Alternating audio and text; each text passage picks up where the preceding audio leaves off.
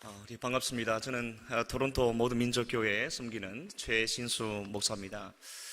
오늘 우리 기도해 주신 권사님께서도 그렇고 또 목사님께서도 그렇고 저희 교회 이름과 제 이름을 정확하게 말씀해 주셔서 너무 감사하고요. 왜 그러냐면 제가 한 2년 전에 저희 교회에 노회 어르신 목사님을 모시고 오셔서 기도를 하게 되었는데 그분께서 식사 기도를 하시게 되었어요. 그래서 제가 기도 부탁을 드렸는데 우리 목사님께서 이렇게 기도하시는 겁니다. 이북에서 피난해 오신 목사님이신데 기도를 하시는데, 전능하신 우리 하나님 아버지, 온 세상 교회를 심무하시는, 그러니까 제 교회 이름이 모든 민족교회인데 온 세상 교회는 우리 시찰내에 있는 다른 교회입니다. 그러니까 어르신 목사님이 온 세상이나 열방이나 모든 민족이나 거기다 싶어가지고 그렇게 온 세상 교회를 심무하시는 까지는 제가 참았는데 그 뒤에 제 이름을 말씀하시는데 제 이름을 이렇게 말씀하는 거예요. 최순실 목사님을 축복하여 주시고. 그래서 제가 졸지에 그냥 교회 이름도 바꿔버리고 그래서 저희 교인들이 함께 크게 웃었던 기억이 있습니다. 오늘 이렇게 주일 오후에 우리 성도님과 함께 인사드릴 수 있어서 너무 감사하고, 목사님 말씀하신 대로 김해 모든 민족교회의 형제교회요 또 지교회와 같은 우리 토론토 모든 민족교회에서 목회하게 된 것을 또 감사하고, 우리 목사님과 또 여러 당회원 장로님들께서 기도 많이 해주셔서 저희 교회가 약하지고 아직은 작지만 그래도 복음을 전하는 데 힘을 쓰고 있습니다. 4년 전에 저희 집에서, 저희 거실에서 아들 셋 데리고 교회를 개척을 하게 되어서 4년이 지나왔는데 지금 이제 교인들과 함께 한 25명, 한 30여 명 출석하는 교인들 함께 재미있게 목회를 하고 있습니다.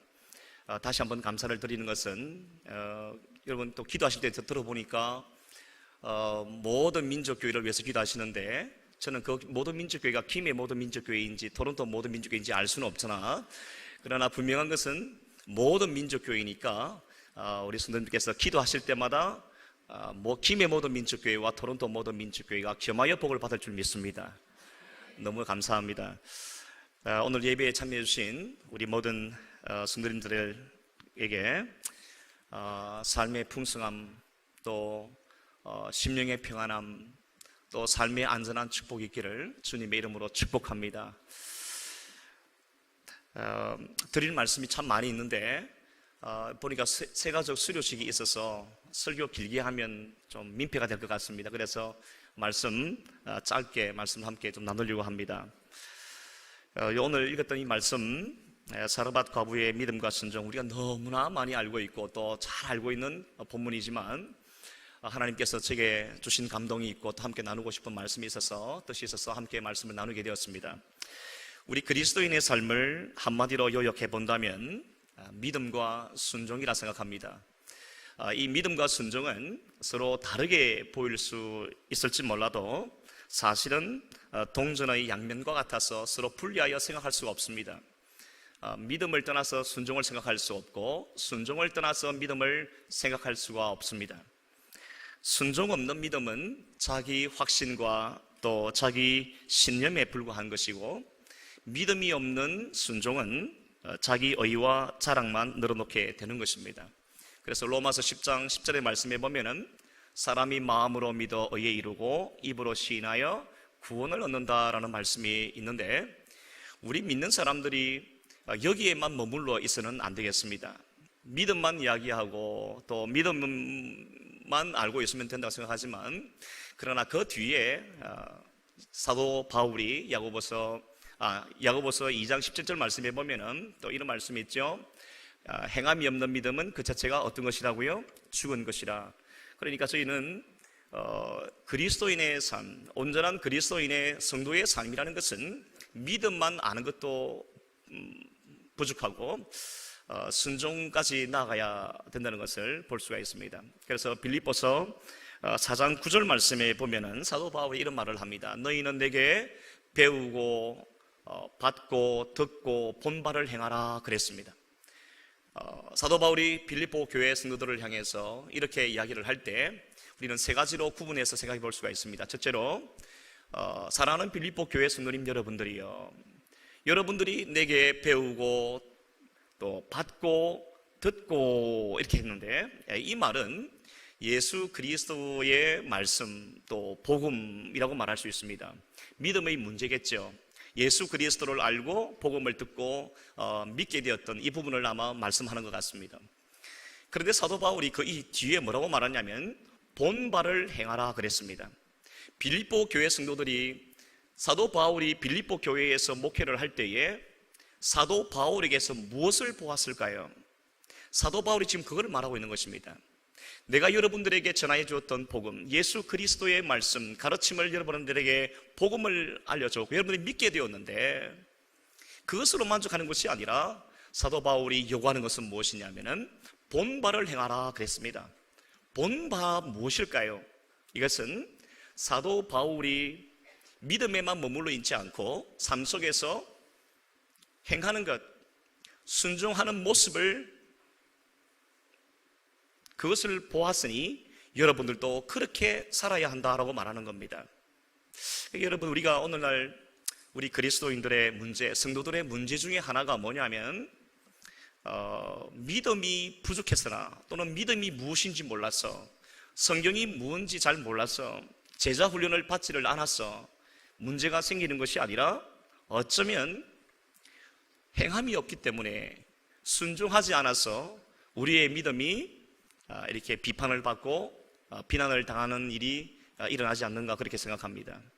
믿음의 문제와 순종의 문제는 결코 구분해서 떼어서 생각할 수가 없는 것입니다. 사도 바울이 계속해서 하는 말이 뭐냐면은 그리하면 평강의 하나님께서 너희와 함께 하시리라, 그렇게 말씀합니다. 다시 한번 정리해 보실까요? 복음을 듣고 예수 그리스도를 믿었으면 그 본바를 행하라.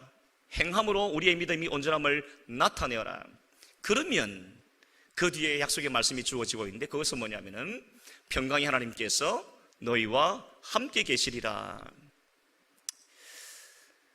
우리가 예수님을 잘 믿는 것 참 중요합니다. 열심히 성경 공부하는 것 중요합니다. 우리 믿음이 무엇인지 말 잘하고 설명할 수 있는 것도 중요하지만, 더불어서 우리가 행함이 있는가, 정말 그 믿음대로 우리가 살고 있는가, 이 부분까지 우리가 고민해 보아야 하는 것입니다. 사도 바울이 왜 이 구절을 조건절을 붙였을까요? 그리하면 평강의 하나님께서 너희와 함께 하시리라. 이 구절을 왜 덧붙였을까요? 생각해 볼 때 당시의 빌립보 교인들은 그리스도인이라고 나타내고 살아가기가 참 어려운 삶 속에 살고 있었습니다. 상황 속에 살고 있었습니다. 그러니까 예수 그리스도를 믿을 때에 그들에게 닥쳐오는 환난과 핍박과 어려움은 상상할 수 없이 어려웠던 것이죠. 그래서 빌립보 교회 성도들은 세상 앞에서 내가 그리스도인입니다, 나는 하나님을 믿는 사람입니다, 나는 성도입니다 라고 말하기가 굉장히 어려웠던 그런 시대였습니다. 사도 바울이 그들에게 말하는 것이 뭐냐, 믿고 행할 때 하나님께서 너에게 함께 하실 것이다, 이 약속의 말씀을 주신 것은 어려움 속에서, 삶의 환난과 핍박과 곤고함 속에서 이 빌립보 교회 성도들이 끝까지 믿음을 지키고 살아갈 때, 끝까지 순종하며 나아갈 때 하나님께서는 너희와 함께 하실 것이다, 이렇게 약속을 주고 또 격려를 하기 위해서 이렇게 말씀을 덧붙였다 생각합니다. 오늘 이 시대를 살고 있는 저 여러분들도 마찬가지라 생각합니다. 오늘날처럼 세상이 어지러울 때가 있었습니까? 온갖 기근과 전쟁과 다툼의 소리가 끊이지 않고, 우리 대한민국만 보아도 정치권이 얼마나 복잡하고 여러 가지 교육의 문제들 많이 있고, 제가 살고 있는 캐나다는 여러분이 잘 아시겠지만 천국 다음으로 좋은 곳이라고 말하지 않습니까? 매년마다 어떤 기관에서 설문조사를 해보면은 캐나다는 사람이 살고 싶어하는 항상 랭킹 5번째 안에 드는 나라입니다. 항상 2번 아니면 3번 아니면 여기서 왔다 갔다 하죠. 그만큼 좋은 그런 나라 환경에 살고 있습니다. 그러니까 여러분들께서 저를 보실 때 아이고 우리 최신수 목사 좋은 곳에서 목회하고 있네, 참 부럽네, 그렇게 생각할지 모르겠습니다.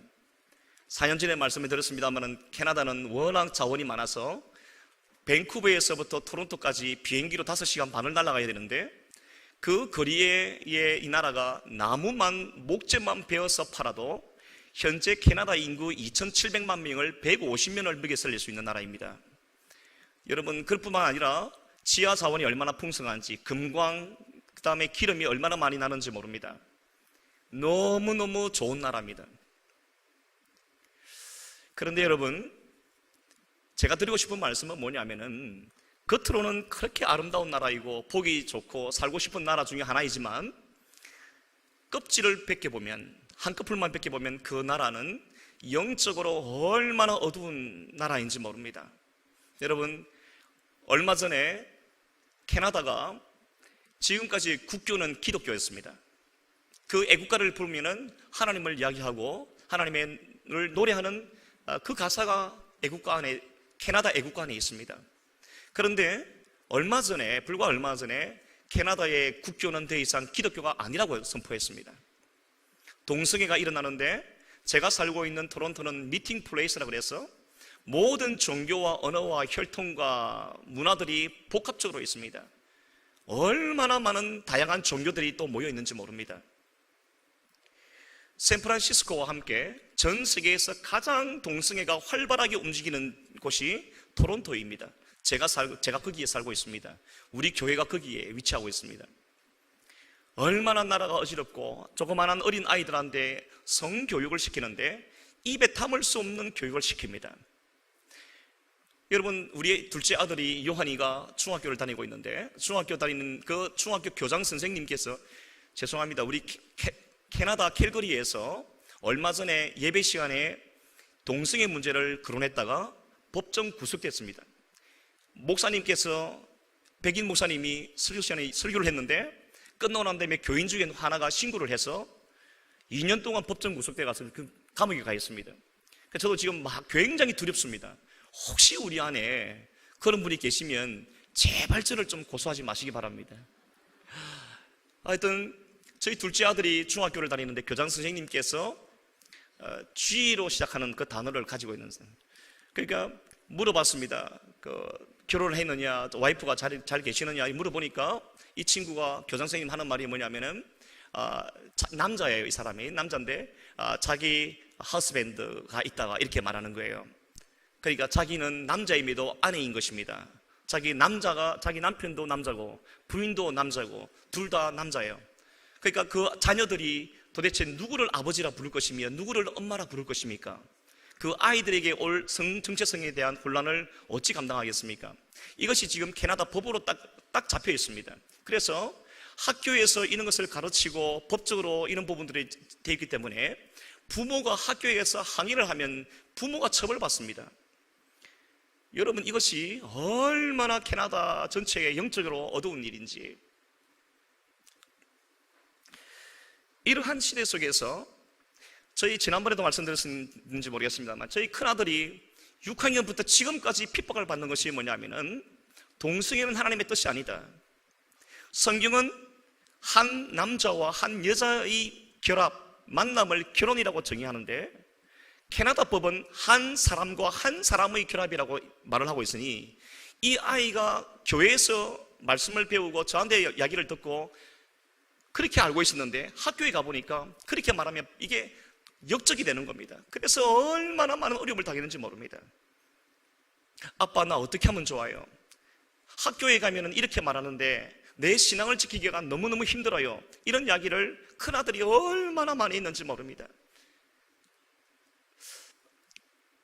이렇게 잘못된 교훈들, 풍조들, 하나님께서 그렇게 싫어하시는 죄악들만 정책적으로 다 만들어가는 이 캐나다를 보면서 그 땅 속에서 살고 있는 우리 그리스도인들의 삶이 얼마나 곤고할까. 뿐만 아니라 그리스도인으로, 성도로 이름을 말하고 살아가는 것이 이 시대에 얼마나 많은 손해와 어려움과 또 고통을 당하는지 여러분, 말씀을 안 드려도 잘 아시리라 생각합니다. 그러나 분명한 것은 뭐냐면은 끝까지 하나님을 의지하고, 오늘 엘리야가 뭐라고 말하느냐면은 사신 하나님 앞에서라는 표현을 쓰고 있습니다. 사신 하나님 앞에서. 한번 따라 하십시다. 사신 하나님. 우리가 섬기는 하나님은 죽은 자의 하나님이 아니요 산 자의 하나님인 줄 믿습니다. 엘리야 선지자가 자기가 섬기는 하나님은 졸거나 주무시지도 않고 죽은 자의 하나님이 아니라 하나님을 의지하고 신뢰하고 믿음으로 사는 믿는 자의 하나님, 산 자의 하나님이라고 그렇게 고백하고 있는 거예요. 오늘 저와 여러분들이 이 시대를 살면서 하나님에 대한 분명한 믿음, 예수 그리스도에 대한 분명한 믿음과 더불어서 행함으로, 온전히 행함으로 우리의 믿음을 온전히 나타낼 수 있다면 하나님께서는 그런 사람을 끝까지 책임져 주시는 줄 믿습니다. 오늘 엘리야 선지자 말씀을 좀 들으려고 하는데, 이 엘리야 선지자는 북이스라엘의 7번째 왕이었습니다. 성경은 북이스라엘과 남유다 전 역사를 이끌어서 가장 악한 왕이었다고 증거를 하고 있습니다. 그는 입으로는 아브라함의 자손이다, 혈통으로는 이스라엘의 자손이다라고 말을 하지만 그의 일생은 철저하게 배교의 길로 갔습니다. 뿐만 아니라 철저하게 우상을 숭배하는 일에 모든 것을 다 오픈해버렸던 그런 왕이었습니다. 엘리야 선지자는 이러한 아합 왕의 모습을 보았습니다. 그에게 가서 수년 동안 비와 이슬이 내리지 않을 것이라고 말합니다. 여러분, 살아있는 권력 앞에 어느 누가 감히 나아가서 이런 이야기를 할 수가 있겠습니까? 아합 왕이 하나님 앞에 악한 일을 하는 것을 보고 어느 누가 감히 앞에 나아가서 당신의 행위는 악한 것이니 하나님께서 당신의 악행을 보고 이 땅을 심판하시는데 수년 동안 땅에 이슬과 비를 내리지 않습니다라고 어느 누가 말할 수 있겠습니까? 그러나 엘리야는 눈앞에 보이는 권력을 보지 않고 천지 만물을 주관하시고 역사의 주관자 되시는 전능하신 그 하나님, 사신 하나님 앞에서 자기의 사명을 묵묵하게 감당합니다.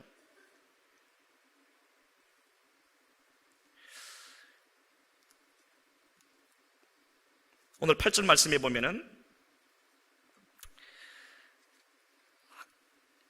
말씀이 어떻게 시작되고 있느냐 하면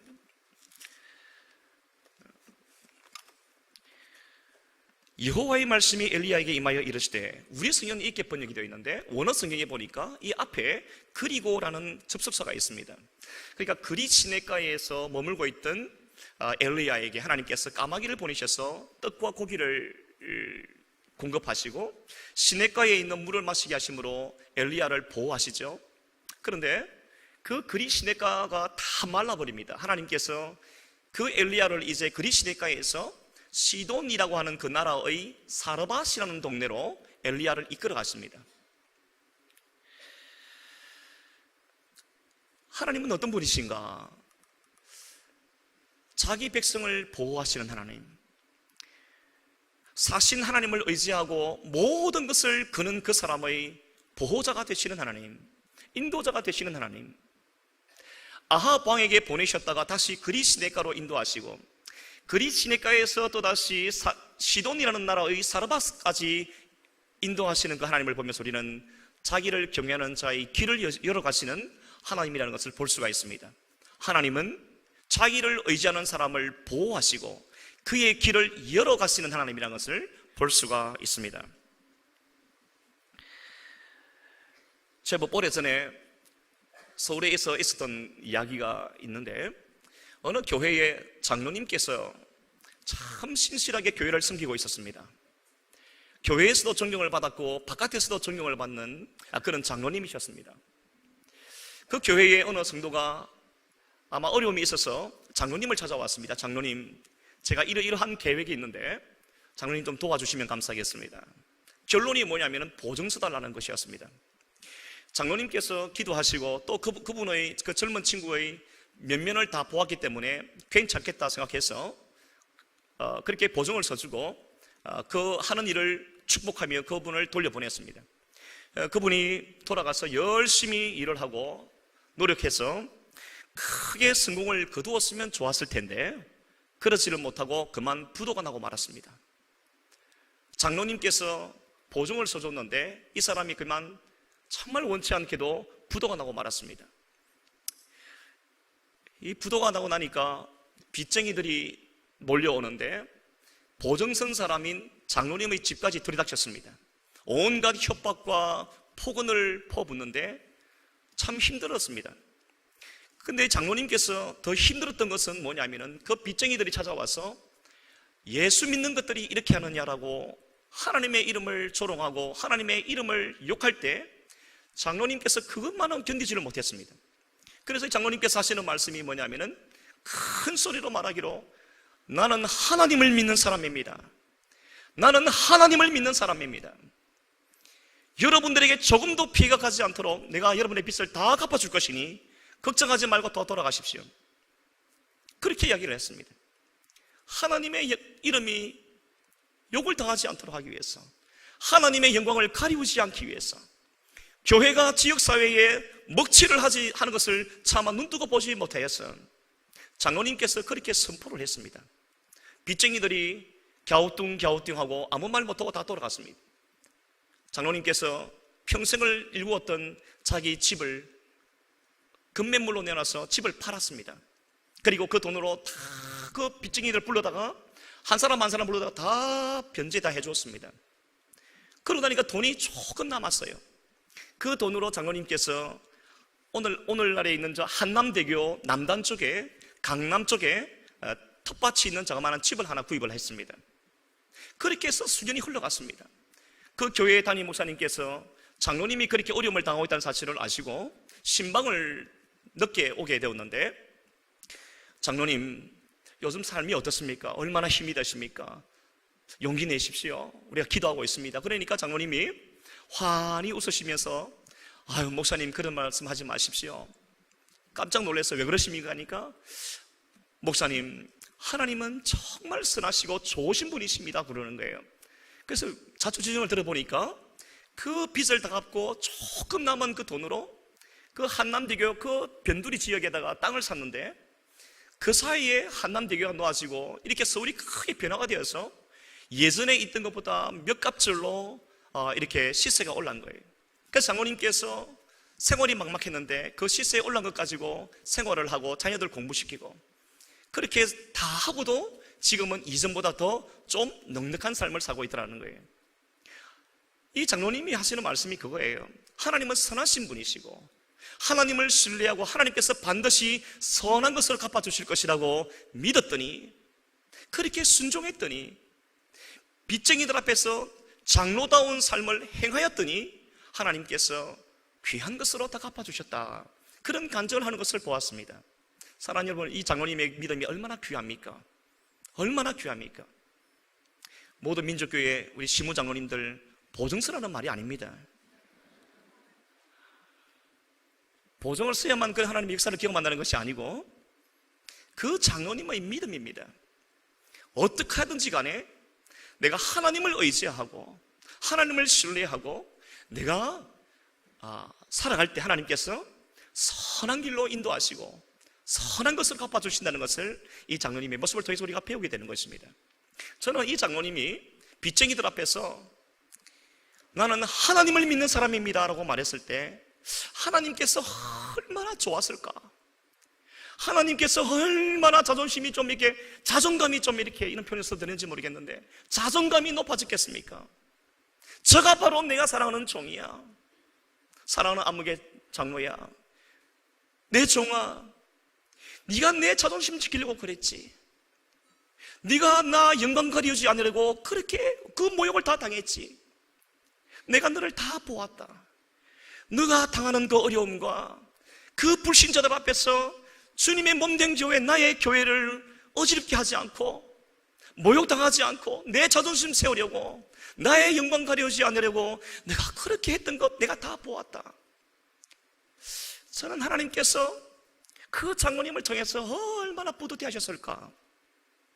사랑하는 여러분, 오늘 저와 여러분들이 믿는 것만 관심을 있는 것이 아니라 행함으로 우리의 믿음을 온전히 보이고 무엇을 하든지 하나님을 의지하고 믿음으로 살면 하나님께서 선한 것으로 갚아주시고 인도해 주실 줄 믿으시기를 바랍니다.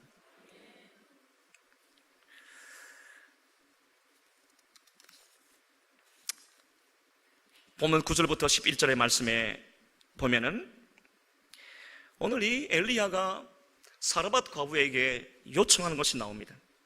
그러면 이때는 굉장히 심각한 가뭄과 기근이 있던 때였습니다. 그리 시냇가에 물이 마르자 하나님께서는 이방나라 시돈의 사르밧이라는 곳으로 엘리야를 인도하셨습니다. 여러분, 사르밧이라는 것은 이방나라 시돈이라는 나라의 한 마을입니다. 우리가 성경을 보면은, 구약 성경을 읽어보면은 모압 족속, 암몬 족속, 블레셋 족속, 또 시돈 나라, 이런 지명들이, 나라들이 많이 나오는데 그 중에 하나예요. 시돈이라는 나라의 사르밧이라는 곳에 하나님께서 이 엘리야를 이끌어 가십니다. 그런데 여러분, 이 시돈이라는 나라의 국교가 뭐냐면은 바알 숭배예요. 바알을 숭배하는 나라가 시돈 나라였습니다. 아합 왕의 아내였던 이세벨은 시돈 나라 국왕의 딸이었습니다. 아합이 이세벨의 미모를 보고 그를 데리고 온 것이 물론 정략적인 부분도 있겠지만, 이세벨을 데리고 오면서 여자만 데리고 온 것이 아니라 그 여자가 섬기고 있던 나라의 우상 바알을 그저 가지고 오게 됩니다.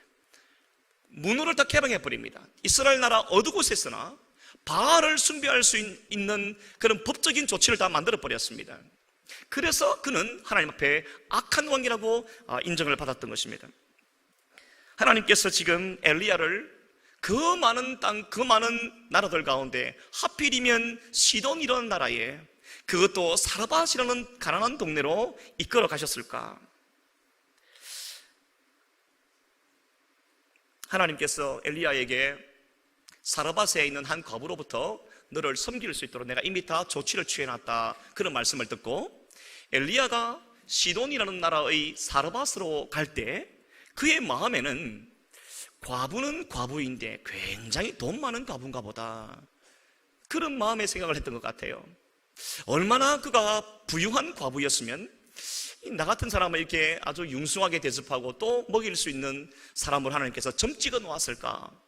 그렇게 해서 엘리야가 든든한 마음으로, 기대하는 마음으로 사르밧에 가봐서 그 여인의 집에 당도해 보았는데 기가 막히는 것입니다. 이 여인이 얼마나 가난한지, 과부임에도 불구하고 지질이도 가난한 거예요. 자기의 외동 아들을 데리고 있는데 이 아들과 함께 먹고 사는데 얼마나 가난한지 차마 하나님의 말씀이라 할지라도 이 과부에게 무엇을 요청할 수가 없는 겁니다. 그래서 오늘 본문의 10절과 11절 말씀에 보면 독특한 표현이 있는데 두 번에 걸쳐서 청하건대 이렇게 말씀을 하고 있어요. 엘리야가 하나님의 말씀을 믿고 갔음에도 불구하고 그 여인의 살아가는 모습을 보니까 차마 입에서 나오지가 않는 겁니다. 뭘 말할 수가 없어요. 그만큼 가난하고 비천하고 사회적으로 멸시를 당하는 한 여인을 보게 된 것입니다. 그럼에도 불구하고 엘리야는 하나님의 말씀에 의지해서 그 과부에게 이렇게 부탁합니다. 물 한 그릇과 떡 한 조각을 내게 가져다 달라, 그렇게 이야기를 합니다. 여러분, 우리가 보기에 이 물 한 잔이 뭐가 그리 대수겠느냐, 떡 한 조각이 뭐가 그리 중요하고 그게 뭐 큰 것이겠느냐고 생각할지 몰라도, 여러분, 이 과부에게 물 한 그릇과 떡 한 조각은 생명처럼 여기는 마지막 남은 하나였습니다. 마지막 남은 소유물이었습니다. 생명과도 바꿀 수 없는 마지막 남은 소유였습니다. 하나님께서는 가끔 우리들에게 마지막으로 남아있다고 생각하는 그것을 요구하실 때가 있습니다. 내가 가장 소중하게 여기는 것, 지금 내가 가장 중요하고 나의 생명처럼 여기고 있는 그것을, 바로 그것을 요구하실 때가 있으세요. 아브라함에게 있어서 그것은 이삭이었습니다. 베세다 들판의 한 무명의 소년에게 그것은 오병이어였습니다. 막달라 마리아에게 있어서 바로 그것은 순전한 나드 한 근이 담긴 그 향유였습니다. 오늘 사르밧 과부에게 있어서 도무지 내려놓을 수 없고 포기할 수 없고 생명처럼 소중한 마지막 남은 그것은 물 한 그릇과 떡 한 조각이었습니다. 하나님께서는 지금 엘리야를 통해서 그것을 요구하고 계시는 거예요. 사랑하시는 성도님 여러분,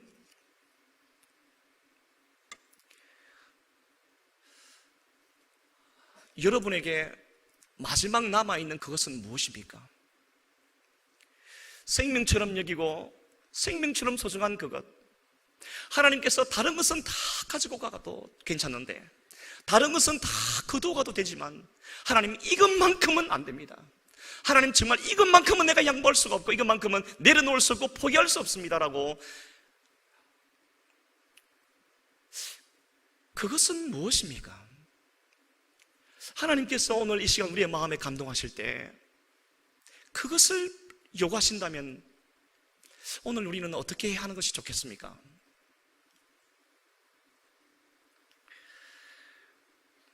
왜 우리의 믿음이 자라지를 못하고, 왜 우리의 믿음이 생생한 하나님의 역사와 기적을 경험하지 못할까요? 여러 가지 이유가 있겠지만 오늘 사르밧 과부의 이 사건을 우리가 볼 때에 한 가지 깨닫는 것은 하나님의 요구 앞에, 하나님의 부르심 앞에 내게 마지막 남은 것을 믿음으로 드리지 못했기 때문이 아닐까, 그런 생각을 갖게 됩니다. 하나님께서 내 마음을 감동하셔서 무엇을 요구하실 때 그것은 결코 작은 것이 아닙니다.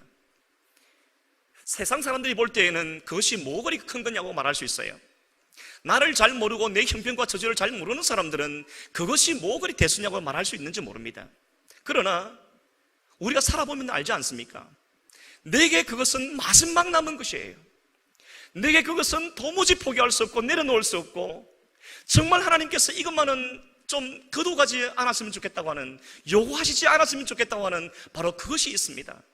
그것이 물질이든지 우리의 헌신이든지 우리의 어떤 직분이든지 하나님이 우리에게 말씀하실 때가 있는 거죠. 그것은 우리에게 결코 작은 것이 아닙니다. 어쩌면 그것은 나에게 마지막 남은 것이요, 내려놓을 수 없는 소중한 것이요, 생명처럼 중요한 것일 수 있기 때문입니다. 그런데 여러분, 다시 한번 생각해 보십시다.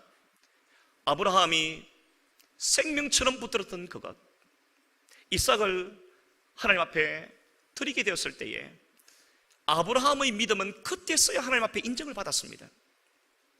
베세다 들판의 무명의, 지금도 그 찬송이 잊어지질 않습니다. 복에 거는 강이 마사, 복에 거는 강이 마사, 그 찬송가를 몇 주간 불렀습니다. 아이들이 얼마나 힘들었겠습니까? 개척을 하게 하시는데 제 마음에 그 소원을 주시는데 감당할 수가 없는 겁니다. 제가 처음에 캐나다에 가서 4년 6개월을 작은 교회에서 교회 목사로 섬기고, 똑같은 기간 동안 좀 큰 교회에 가서 선임 부목으로 있었습니다. 그 큰 교회 가서 하니까 좋은 게 하나 있는데, 그게 뭐냐면은 생활 걱정 별로 안 하고 사역에만 집중할 수 있도록 교회가 배려해 주었습니다. 그래서 정말 좋았습니다. 그래서 열심히 사역하고 재밌게 했는데 4년 6개월쯤이 딱 다와가니까 하나님께서 제 마음에 잊고 있었던 개척에 대한 소원을 또 불어넣어 주셨습니다.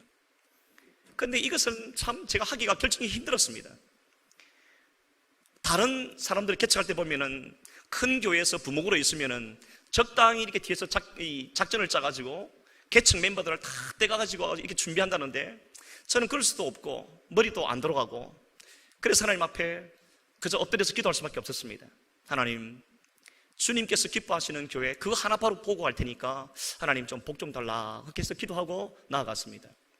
개척해서 한 3개월 4개월 지났는데 교회에서 예배 드린 것이 아니라 저희 집에서 예배를 드리는데, 어떻게 알고 한 가정씩 또 사람들이 붙기 시작해서 몇 개월이 지나지 않아서 한 15명, 또 한 18명 이렇게 올라가는데, 거실에서는 장년부 예배를 드리고 지하 조그마한 방에서는 주일학교 집어넣어서 거기서 예배를 드리고, 그렇게 해서 사역을 해왔는데, 무슨 말씀을 드리고 싶었냐면은 정말 개척만큼은 제가 참 마음의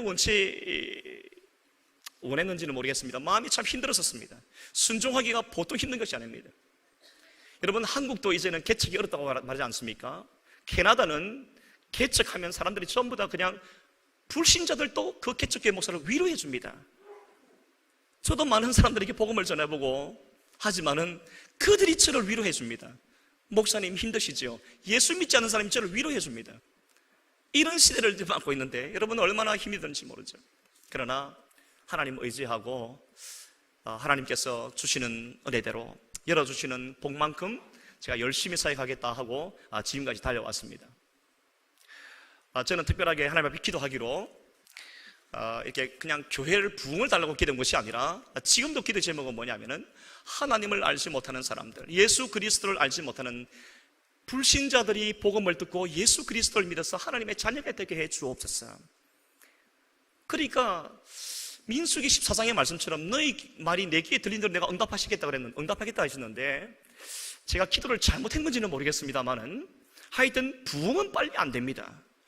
왔다가 가기도 하고 다른 신분이 안 돼서 다른 주로 가기도 하고 그러는데 하나님께서 몇 가지 저한테 중요한 사인을 주신 것 중에 하나가 지난 18년 동안 그렇게 복음을 듣기로 노력했지만은 끝까지 복음을 거부했던 한 여인이 있었습니다.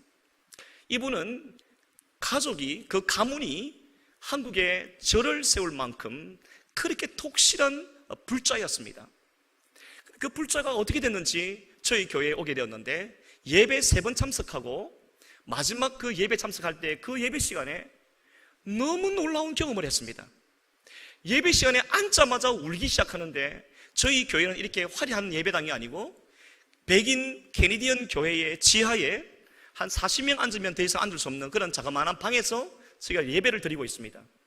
그런데 이분이 맨 앞에 앉아서 울기 시작하는데 감당할 수가 없는, 너무너무 부담이 되는 거지. 이분이 왜 이렇게 우시는가? 계속 눈물만 흘리는 거예요. 예배가 다 끝이 났습니다. 이분이 뭐라고 말하냐면은 눈물을 흘리면서 나도 예수님을 믿고 싶다는 거예요. 그래서 그 자리에서 복음을 짧게 그러나 아주 선명하게 복음을 전했습니다. 우리 온 교회들 다 함께 어깨에 손을 얹고 머리에 손을 얹고 우리가 다 함께 축복하며 기도했습니다. 전능하신 하나님 아버지, 18년 동안 묶여있던 이 어둠의 쇠사슬이 이 순간 끊어지게 하여 주옵소서.